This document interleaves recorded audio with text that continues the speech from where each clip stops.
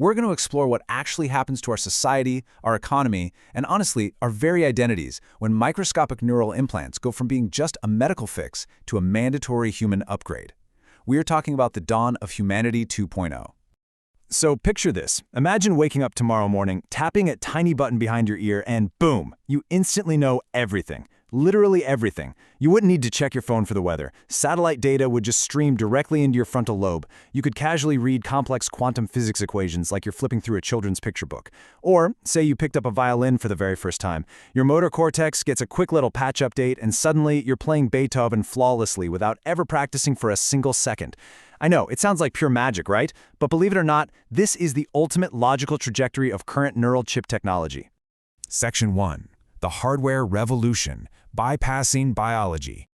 Okay, so to really grasp how our world radically transforms, we first have to talk about the hardware currently inside your head, and more importantly, its massive limitations. See, right now, your brain is this incredible biological supercomputer, but it's totally trapped. If you want to share a brilliant idea, you have to compress it into spoken language, vibrate your vocal cords, and push sound waves through the air. You're basically transferring data at a painfully slow 10 bytes per second. Compared to a modern computer processor, talking is literally like trying to send a 4K movie file using smoke signals. But the neural chip, it changes the whole game by bypassing your physical senses entirely. It weaves these microscopic threads right into your cortex, creating a direct terabyte-speed data stream that hooks your biological neurons straight up to external cloud networks and AI. Essentially, this tech turns human intelligence into a utility, just like Wi-Fi or electricity. You wouldn't need to spend 5 grueling years staring at an app trying to learn Mandarin. No way. You just select a knowledge module, the chip offloads all the heavy computational lifting to a cloud AI, and your synaptic pathways physically rewire themselves in about 0.4 seconds. And just like that, instant native-level mastery. We're talking about a scenario where every single human on Earth is suddenly operating with an effective IQ of over 10,000. Section 2. Society and Tech Explode. The Post-Scarcity World. Think about what happens when you introduce 8 billion super geniuses to the planet. Traditional institutions would just collapse overnight. Take school, for example. Why on earth would you spend 16 years of your life memorizing facts when a 7-year-old with an implant has instant, on-demand access to every historical document, research paper, and math theorem ever published? Because of this, education as we know it, the rote memorization, the endless testing, that completely dies. Instead, school shifts entirely toward emotional regulation, ethical decision-making, and creative synthesis. Teachers wouldn't be lecturers anymore. They'd become mental guides, helping kids navigate this insane, overwhelming flood of universal knowledge. And in this new reality, human labor becomes hyper-abstract. Imagine an entry-level worker being able to flawlessly perform open-heart surgery, write complex software code, and design a towering skyscraper, all in their first week on the job. Specialized manual labor and basic mental tasks would just evaporate. Since everyone can mentally engineer automated solutions, we'd usher in what's called a post-scarcity information economy. The cost of producing absolute essentials, stuff like food, energy, and housing, would plummet straight towards zero. That means work shifts from being a desperate, everyday survival necessity to a purely voluntary pursuit of passion. Now, historically, our major technological leaps were driven by just a handful of elites, right? People like Newton, Einstein, Tesla. But just imagine the sheer warp-speed progress if we had 8 billion Einsteins working in parallel every single second of the day. To put that timeline into perspective, by month 1, we solve climate change using room temperature superconductors and fusion energy. By month 3, we decode the full operational code of human DNA, wiping out genetic diseases and cellular aging, essentially a cure for mortality. By month 6, we master molecular 3D printing, so physical scarcity totally disappears. And by year 1, we're building space elevators and launching interstellar probes. It's exponential growth on steroids. Section 3. Telepathy and the hive mind. The end of spoken language. As this incredible ripple effect expands, spoken language itself becomes a slow, sloppy relic of the past. I mean, why would you ever speak again when you can just use direct mind-to-mind telepathy? Instead of using clumsy words to describe, say, a ski trip to the Alps, you just grant a friend temporary, read-only access to your exact sensory memories. In a fraction of a microsecond, they'd literally feel the crisp cold air, taste the hot chocolate, and experience that vivid sunset through your exact emotional lens. This would cause global empathy to absolutely skyrocket. Think about it. Prejudice and xenophobia survive by dehumanizing others.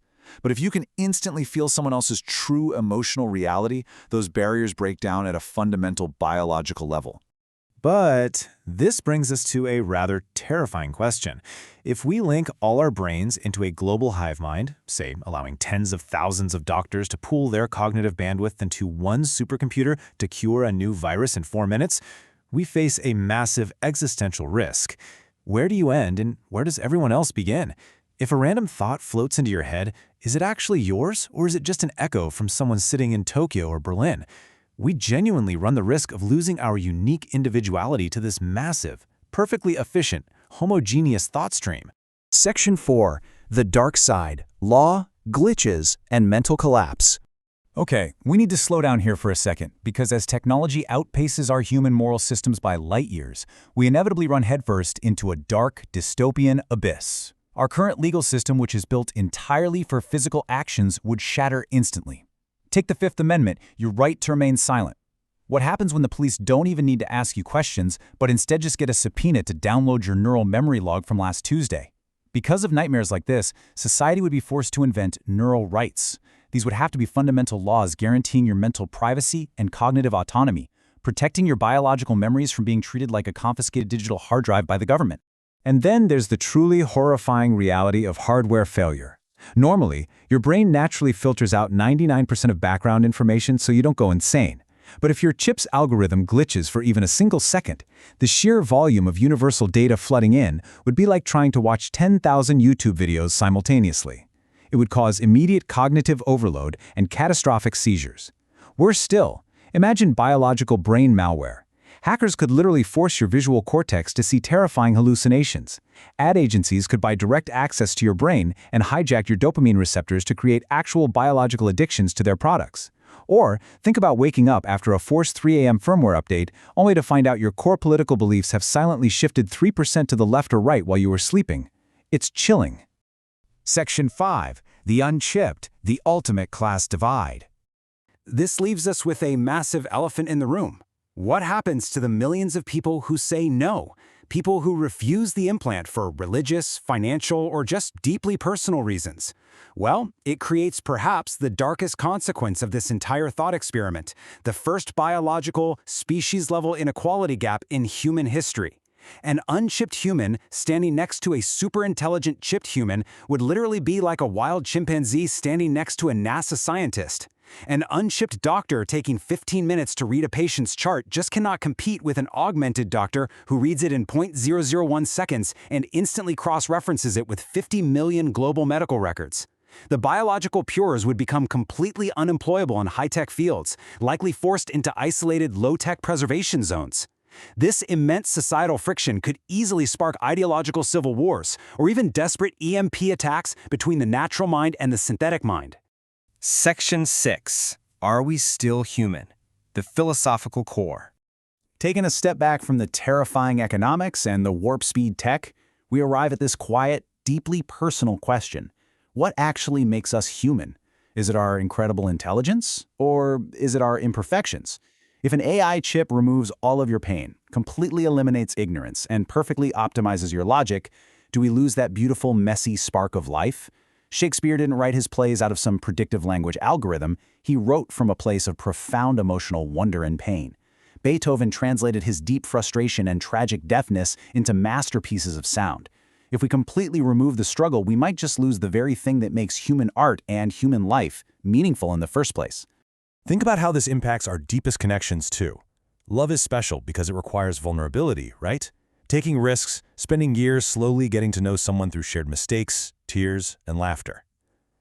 But if you can just download a partner's entire mind state via telepathy in a single millisecond, is there any romance left? Does love just become a data synchronization protocol? The exact same goes for our achievements. Winning a marathon or solving a wildly complex puzzle feels amazing specifically because of the struggle it took to get there. If you can master any skill effortlessly in 3 seconds, the triumph of overcoming failure completely vanishes. If everything is just easy, does anything actually matter anymore? So, as we wrap up this explainer, I want to leave you with one final provocative choice to ponder. We are standing at the absolute edge of the greatest evolutionary leap in 3.8 billion years. It's a leap that offers a world without disease, without limits, and with unimaginable godlike intelligence. But it demands a massive price: our privacy, our individuality, and perhaps the very essence of our human spirit. So I ask you, if a safe, affordable chip was available tomorrow morning, would you seize it? Or would you fiercely protect your flawed, slow, but incredibly beautiful human mind?